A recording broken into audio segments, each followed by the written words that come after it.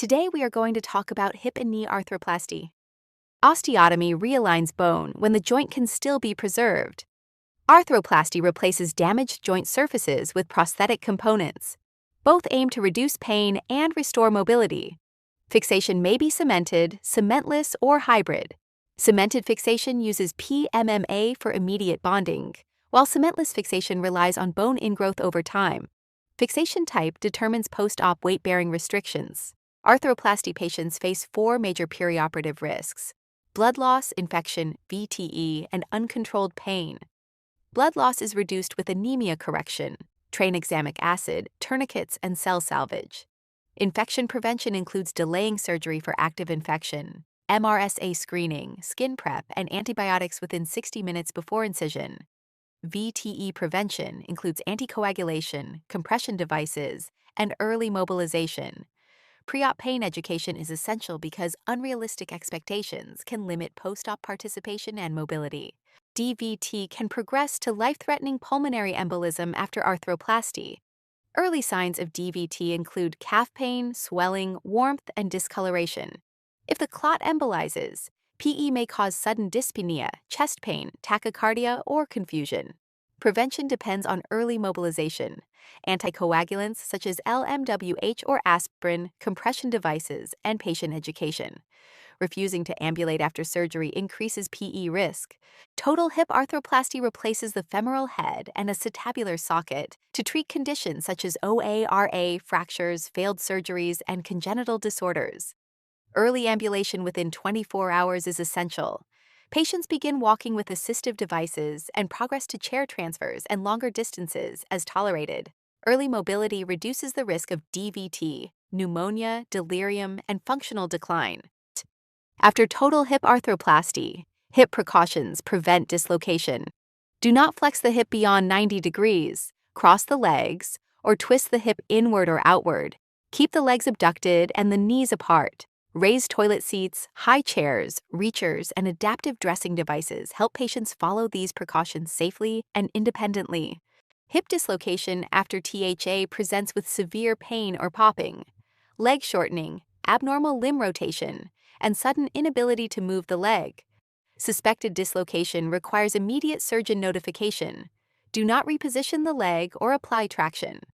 Ongoing nursing care includes continuous neurovascular assessment and monitoring for hemorrhage through vital signs, wound drainage, and hemoglobin and hematocrit trends. Total knee arthroplasty is used for severe OA-RA and major knee trauma. Constrained prostheses are self-stabilizing and used when ligaments are damaged, while non-constrained prostheses require intact ligaments for stability. Prosthesis type affects rehabilitation and physical therapy progression. Long-term outcomes are strong, with most implants functioning well for decades. The first 48 hours after TKA are high-intensity nursing care. Perform neurovascular checks every 2 to 4 hours and teach hourly ankle pumps to promote venous return. Apply compression and ice immediately post-op and monitor wound drain output if present. Prophylactic antibiotics usually stop after 24 hours. Early ambulation should begin within 24 hours. Continuous passive motion machines are controversial and should not be presented as standard care. TKA recovery progresses in stages. During the first 1 to 2 weeks, physical therapy focuses on achieving about 125 degrees of knee flexion. Failure to regain adequate flexion early may require manipulation under anesthesia. Full recovery typically takes 6 weeks or longer, especially in older adults. Long-term monitoring is needed for complications such as osteolysis, prosthetic infection, and aseptic loosening. THA and TKA have different prosthesis designs and different post-op priorities. THA replaces the femoral head and acetabular socket, while TKA uses constrained or non-constrained knee components. The major THA complication is dislocation, requiring strict hip precautions and flexion under 90 degrees. The major TKA concern is stiffness and loss of flexion, requiring aggressive physical therapy toward 125 degrees of flexion. Both procedures require ambulation within 24 hours. Discharge after joint replacement requires 4 criteria. The incision must be stable with no redness, drainage, or bleeding. Pain must be controlled with oral medications only. Anticoagulated patients should have an INR between 1.5 and 2.0 before discharge. The patient must also safely demonstrate use of a walker or assistive device before leaving. Post-discharge care transfers recovery responsibility to the patient and family. Pain management includes rest, oral medications, distraction, and relaxation techniques. Incisions must be kept clean and dry with daily wound care. Patients must follow weight-bearing precautions, avoid prolonged sitting, use adaptive devices, and accept assistance early in recovery. Teach patients to report signs of dislocation, DVT, infection, or pulmonary embolism immediately. Written instructions and return demonstration are essential before discharge. Older adults require additional vigilance after arthroplasty. Use pressure-relieving surfaces early to prevent skin breakdown. Mobilize patients early, but with assistance to prevent falls and prosthesis injury. Monitor closely for polypharmacy interactions and opioid-related delirium. Telehealth physical therapy is an effective rehabilitation option for many older adults.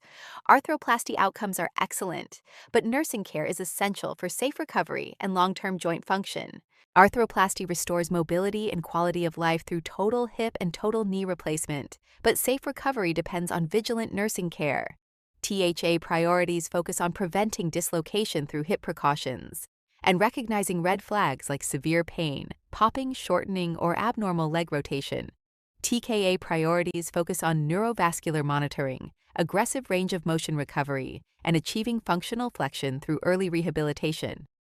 Both procedures require ambulation within 24 hours, strict VTE prophylaxis, and continuous monitoring for complications such as DVT, pulmonary embolism, infection, hemorrhage, and neurovascular compromise. Effective discharge teaching, assistive device use, and long-term rehabilitation are essential for preserving mobility and independence.